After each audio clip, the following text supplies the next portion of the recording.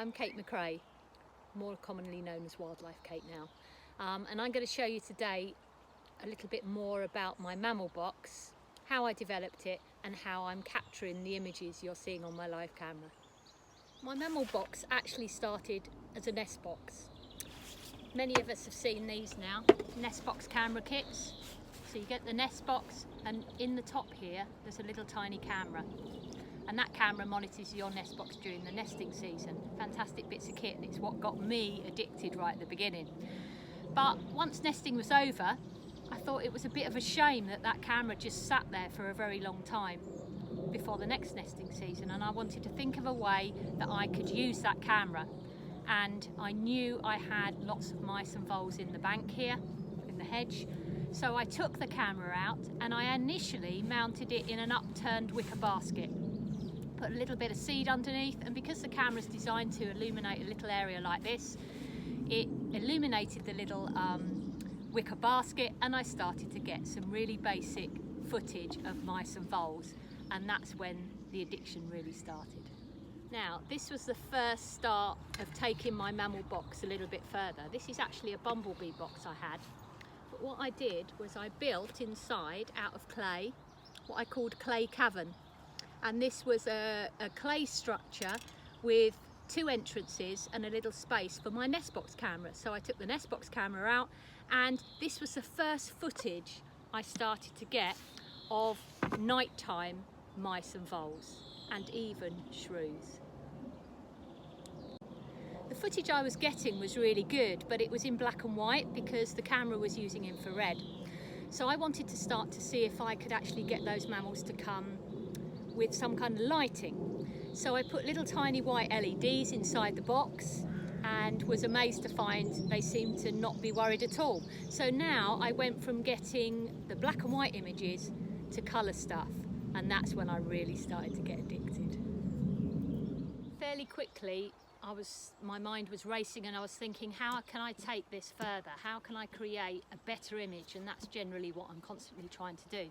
And this is when I came up with this mammal box, and this is very similar now to the system I've been using for quite a few years because it works so well.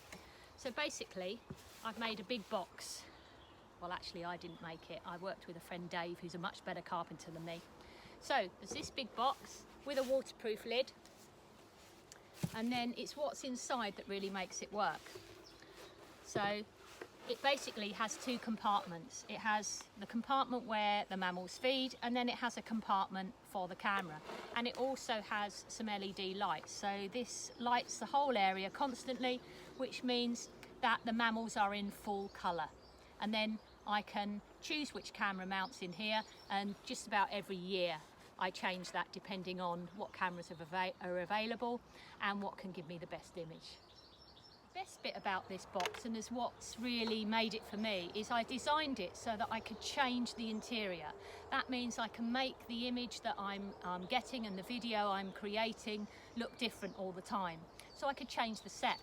So basically I designed this box so I can remove this section, and this is a bit like a stage, it's a bit like a theatre stage, and the great fun bit is you can dress this inside in whatever way you want to change the image that I'm receiving on the camera. Most of the time I would just have a very natural set.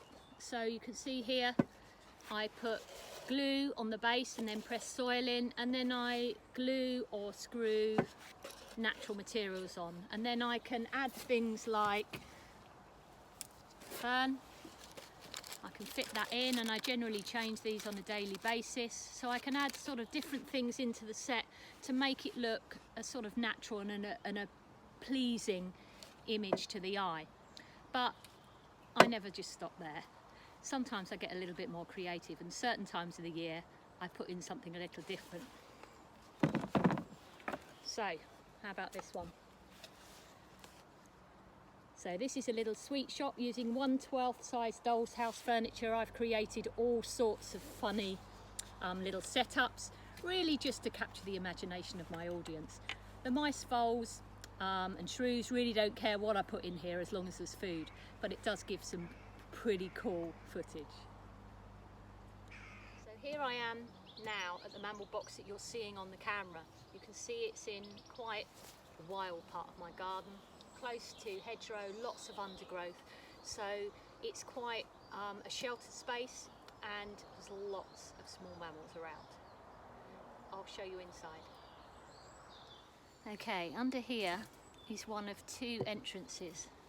I use these little entrances here. They're actually a wardrobe fitting, but they're metal and they're 1.9 centimetres, which is the diameter is just small enough for mice, voles and shrews to get in, but not rats. And I put this over the top just to give a little bit of shelter so they feel safe.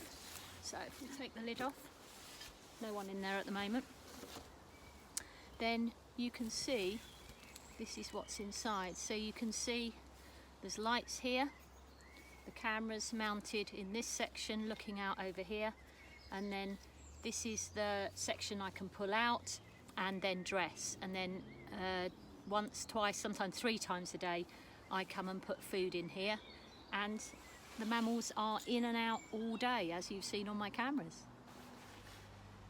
You'll mainly see 3 species visiting my mammal box. First is the wood mouse. Look out for its really big ears that stick way above its head and a really long tail, a tail that's longer than its body length. The second mammal you'll see is the bank vole. It's got a much rounder face and its ears sit much closer to the top of its body. Also, its tail is much shorter than the length of its body. The third mammal you'll see is the common shrew. This has got a very pointed nose, tiny eyes, and you can only just see its ears. Looks very different to the mice and the voles. A few years ago, when I had this box in a different location, I captured another shrew that is a lot more unusual. This is the water shrew, and surprising because where this box is, there is no water other than very damp vegetation, but there's no stream. But what a fantastic one to capture. So it really is that easy. So if you've got a Nestbox camera kit already set up in your garden, why not see if you can take the camera out, have a play, and see if you can create a little setup to film small mammals in your garden. Good luck.